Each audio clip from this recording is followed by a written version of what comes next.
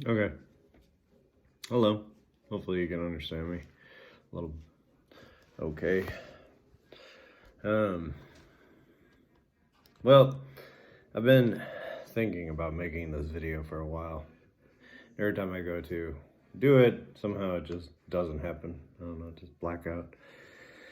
So, I guess this is like my first official update. And I guess I just say that because I got an official time for my running. I got talked into doing a run. And it was actually a learning experience, so it was good.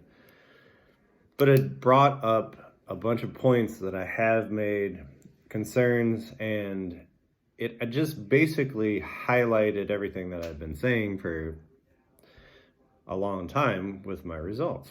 So I won't even really hold it back, but my results were I ran a sub 2 hour half marathon, which wasn't, it's respectable, but it's, obviously it's not the greatest, but for somebody it's like 200 pounds, I think I was 200 plus pounds. And, I've been running for, if you count the third year, the first year, which I was really mostly biking, it's been 3 years, but really just 2 years. So 2 years of running, half marathon down to that. So what I learned is exactly what I sort of found from year one to year two, is that there's two different types of training, is that you can either be going for distance or sort of like a time and form over function, where you can run a given amount of distance almost anytime, like if given enough time. But it's not necessarily like running through, it's not quote unquote respectable. It's not really running, it's more like walking and then jogging and then running. And then you don't look proper, your form's all messed up, and when you're done with the race, you don't feel better, you're just glad the run is over, instead of feeling energized, because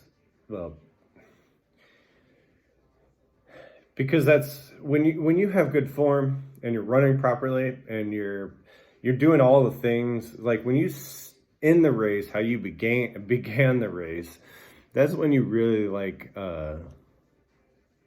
that's when you start feeling good. You feel confident, but you actually physically feel better because you're breathing right, your muscles are performing in the right function. It's good. Whereas if you are going too far and you can't run, your hips might hurt, your ankles might hurt, you might actually gotten hurt, you can't breathe because you're all hunched over, like a bunch of different things. And then when you get done, all you want to do is forget that you ever did that run. So the thing that I need to highlight is that the difference between even my second and this year, which is, I haven't even really gotten into the year, it's just all been in the gym.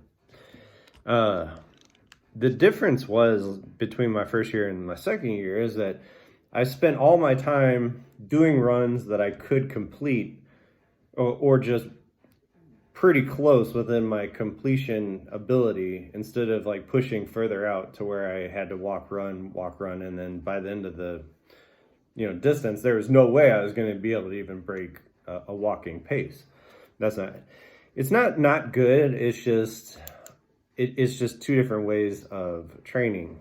And when you get to the point where you're perfecting a certain distance and you're doing actual strength training along with it, and you're doing varying types of running training where you are doing some sort of quick work, stride work, heart rate work, pace work, you're doing hills, doing flats, just varying it up, where you're not just going for some distance and just barreling through, is that you have some sort of mental awareness of what you're practicing at the time.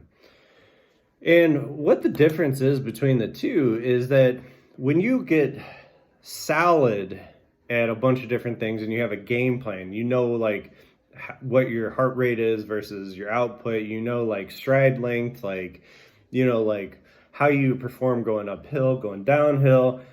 You have done the strength training to like keep up, to have the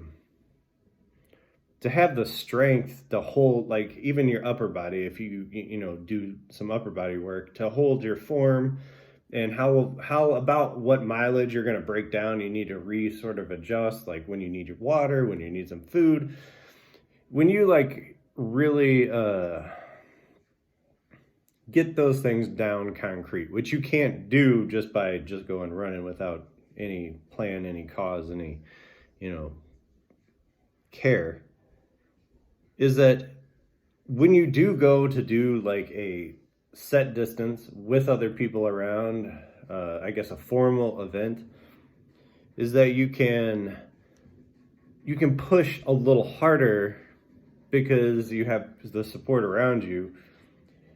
But that if you take the proper rest, which I only took a week of rest. If I really had prepared, I probably would have done even better.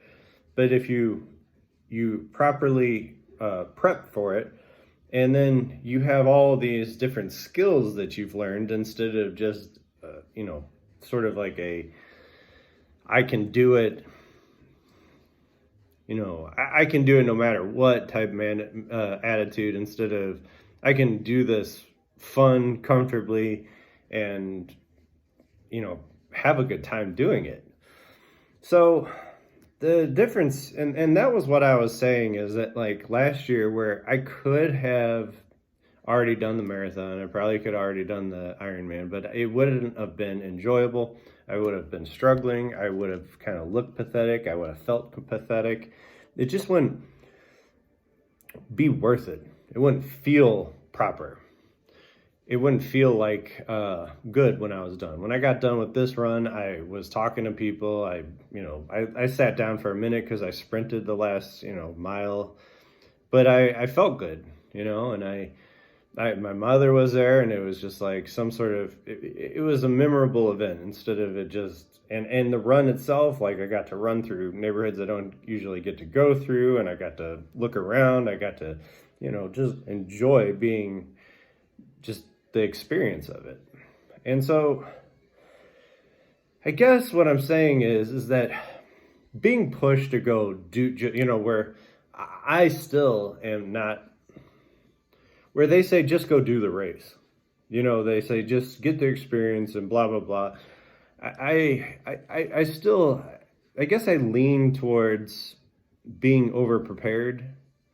Being comfortable is even better. Not even over prepared, but just being comfortable, just being ready for a race is way better than, and it's not even a race, it's a run. There is no race, it's a run. You just have to maintain a running pace. But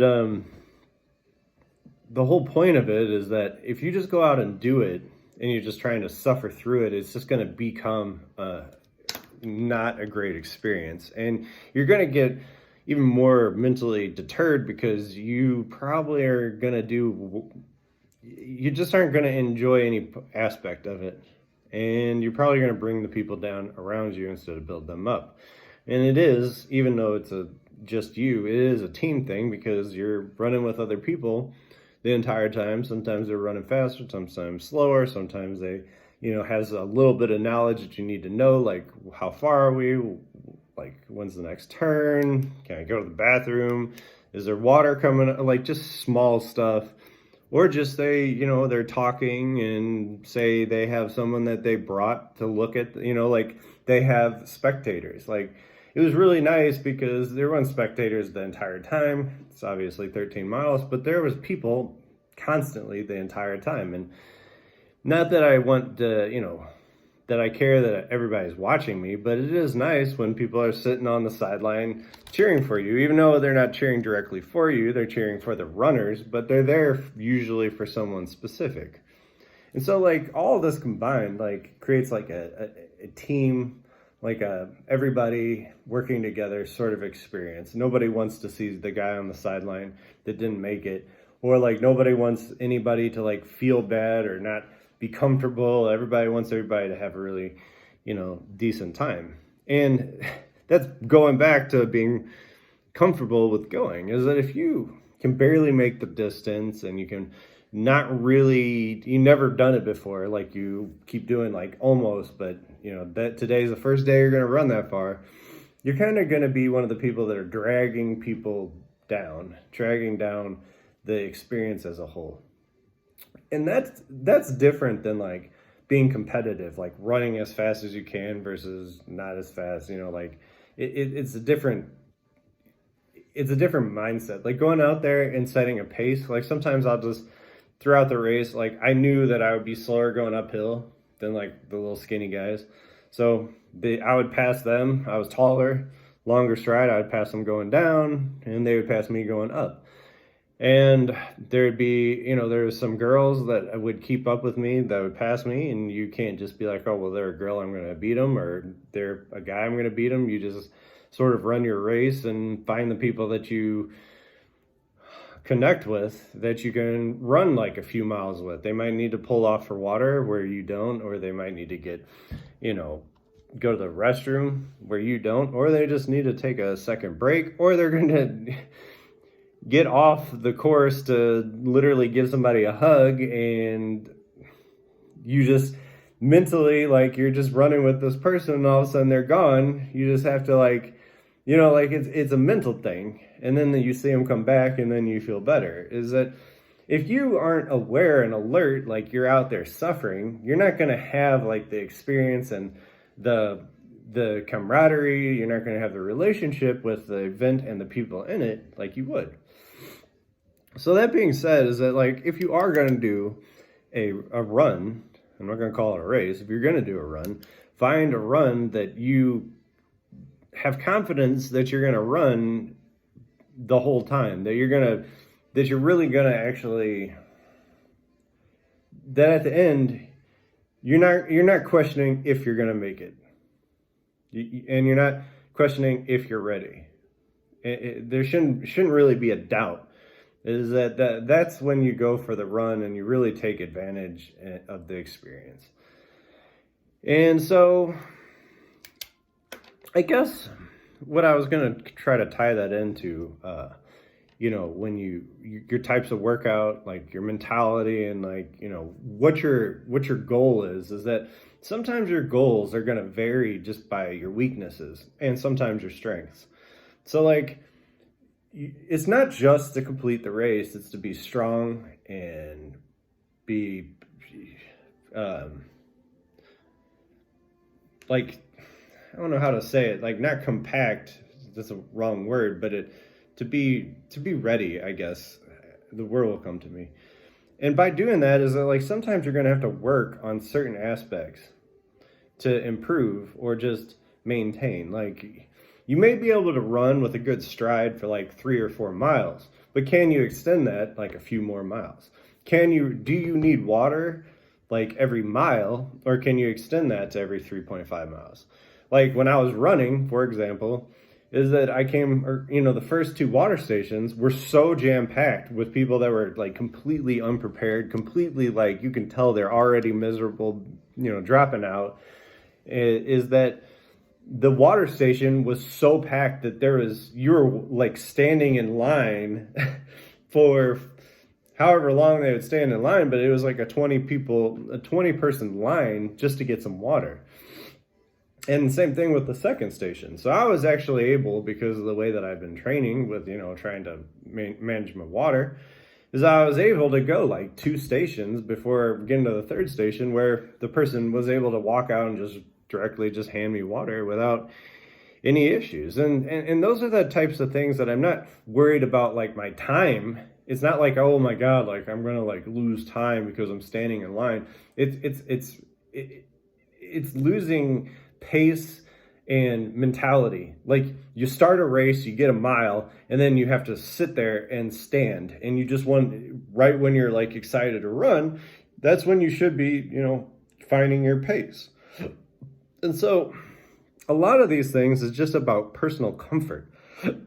And that's why when you train, and instead of pushing so far for distance, which is actually like it's a varying degrees because you have to be able to go so far or know you can go so far and have a baseline time to get better from.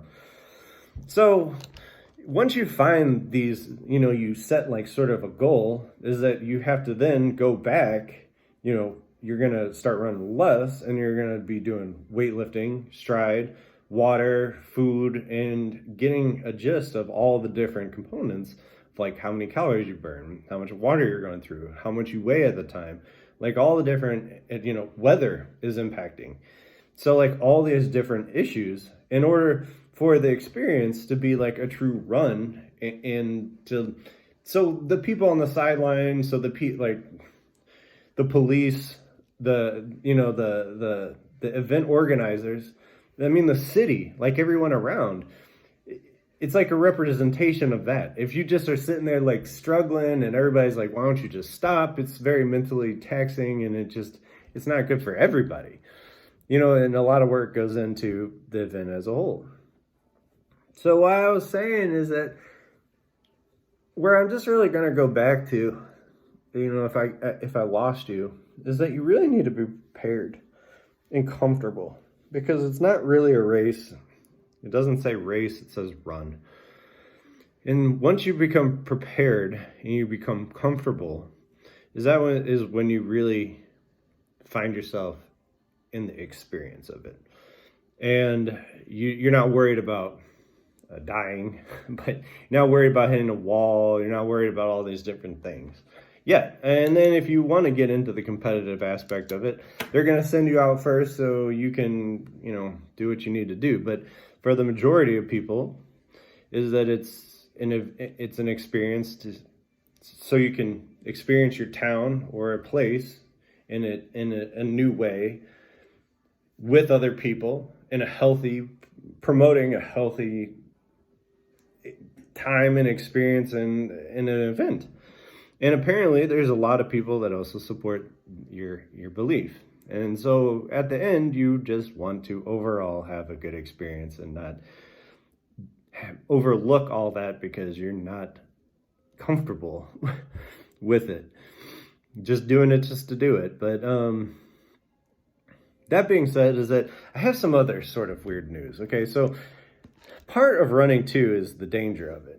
And part of the good part of a run is that there's no cars on the road and there's no people that are trying to run you over, which is a lie, because even then there's still people trying to pull out into you and they're being stopped and they don't like that they got to wait an hour. But shortly after, or it could have been the next day, 2 days later, I actually got into an altercation with someone in a car who got out and punched me in the face because I said some irrational words at the time because I was tired.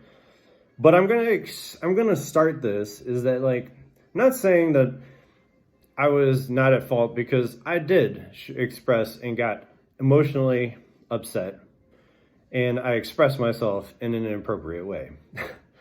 But the fact of the matter is that on a daily basis around where I'm at, is that I am literally constantly in danger of getting hit by a car, whether they're just running a light or they're speeding or they are taking turns when they're not supposed to, or they're just actually crashing in front of me. I've had that happen a few times where a car will literally come up onto the sidewalk and you have issues. And I have anxiety because it's not often that they just crash out of nowhere, but it is almost a daily occurrence. Every single time that I go for a run, there is some car that is speeding purposely to hit me or to come close to me and scare the shit out of me. And this guy was flooring his car as I'm trying to cross the street. And that's how it started, which is why I responded in a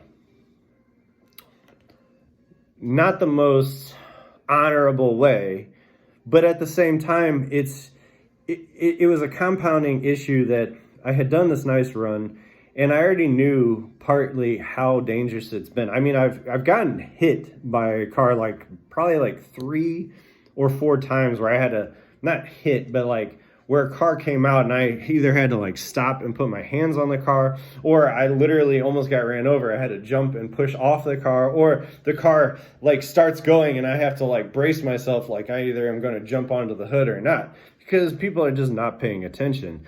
But the amount of people out there that are intentionally seeing you run or move and are intentionally trying to speed up or swerve into your way, when you're in a crosswalk on a sidewalk, like not on the road, you are literally 100% inside of like your little bubble where they're supposed to be in their little bubble.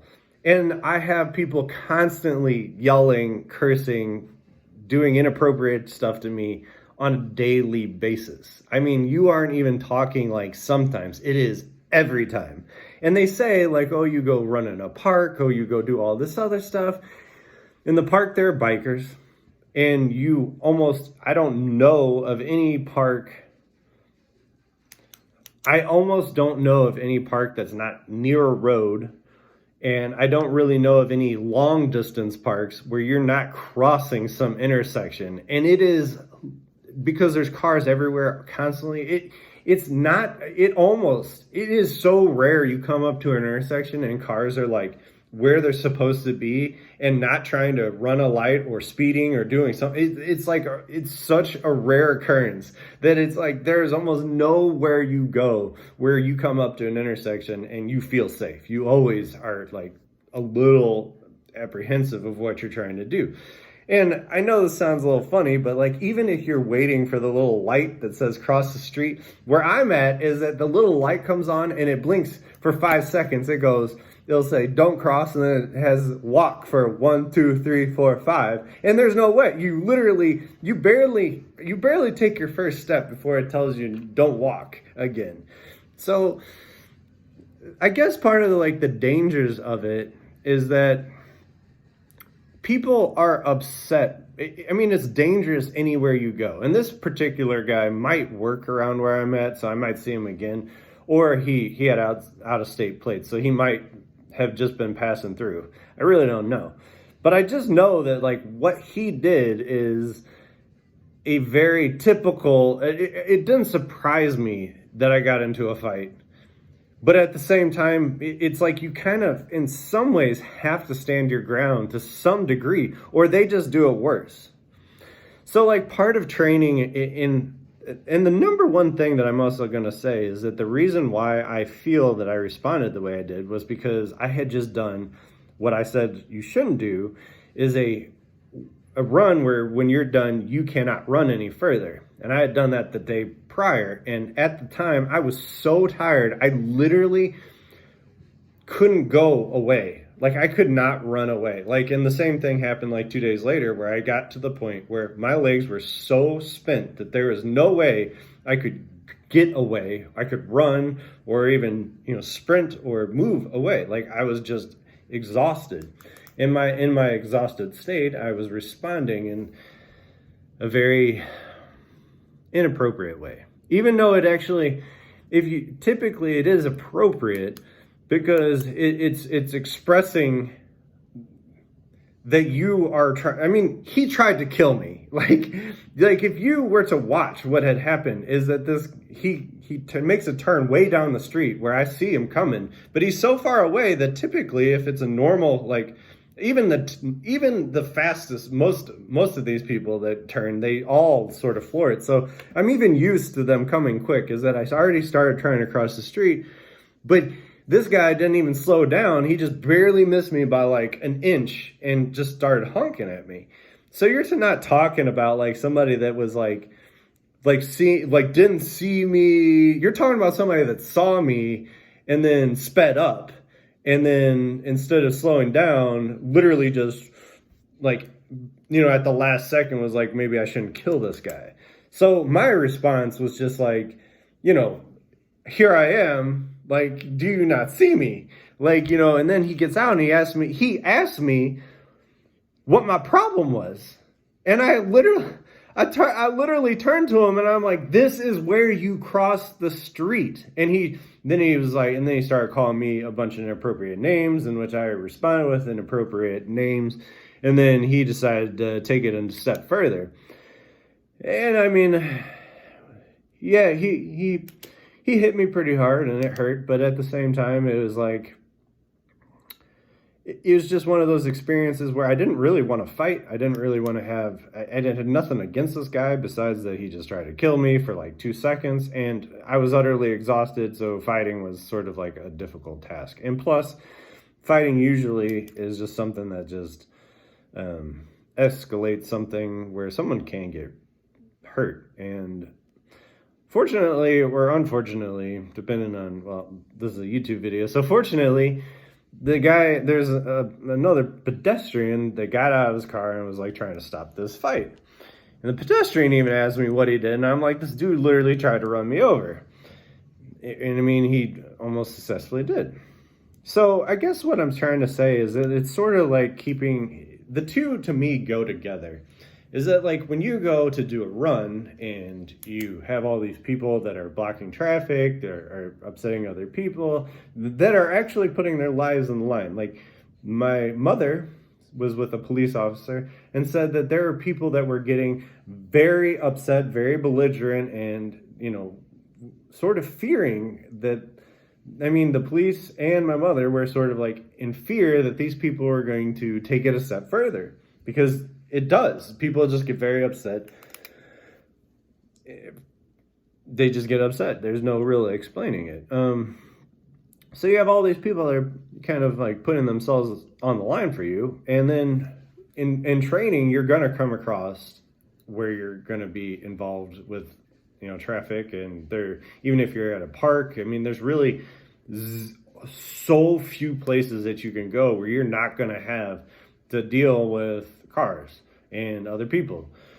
And so I guess what I'm trying to say is that, like, if you are going to interact, be like mindful that these people are crazy, that like that there is no logic, that most of the time there's not going to be any logic. So you trying to explain yourself or express yourself to someone is just going to escalate a situation. And the only reason why I say you don't want to escalate the situation is because your whole goal is to complete your task, not to be sidelined by some person. And so when you are out training, you need to have some sort of awareness of you. You also need to have the ability to protect and defend yourself. You need to have you need to have the awareness and the composure, that's a good word to put, composure to be able to train and not be impacted by people. And when you do go do the race, you need to have the composure for the people that are protecting you from the people that you normally have to protect yourself from. So all in all, like, the whole point of the entire experience, everything that I was just saying, is that in the end of the day, you want to look back and not like have like a sore jaw. You don't want to like not have any memories of like, you know, people or experiences that you had that day.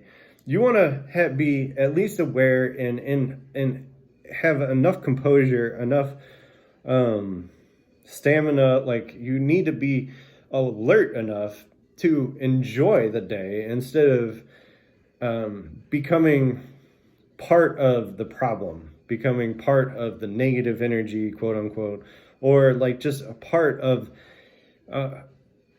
the less, I would say the less approved part of it, but I would say a part of the focus that you don't want to be a part of. Like, you don't want conflict you don't want any conflict to be messing with your training, and you don't want any conflict to be messing with a race. Like, you don't want to get punched when you're training. You don't want to get hit by a car when you're training. You don't want to get injured when you're training. And when you're running, you don't want to take for granted everything that the people around you are doing for you. And you want to be able to, at the end of the day, tell a good story instead of a bad story. So I'm going to end it. That was pretty quick for all of that information. But I'm just going to end it is that, like, when you are prepping for a race and when you are doing a race, be comfortable with what you are doing. And by comfort, I just mean be working or even mindful. If you are outside of your comfort zone, be mindful that you're there so that you can properly address how you are going to react, how you're going to perform, what you're going to be doing. And when you're inside your comfort zone, just make sure that you're enjoying what's going on and that you are bringing people to your level and not sinking down to theirs. So be careful on your runs, be careful on your preparation, and just realize is that it's not a race, it is a run. And if you are going to a run to race, just have fun.